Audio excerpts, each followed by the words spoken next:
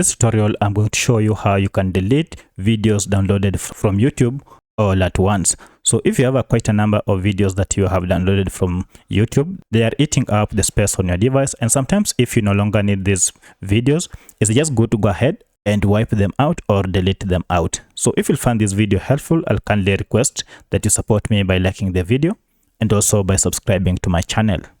Now let's get into it. To get started, all you need to do is to go to your menu icon here and then tap on it. And from here, look for the option called Settings. Now from Settings, hover over here and then you'll see Downloads option.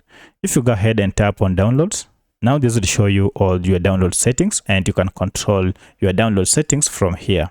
Then you can go ahead and use this option, Delete All Downloads. If I go ahead and tap on it, I'll have an option to go ahead and delete all my downloads.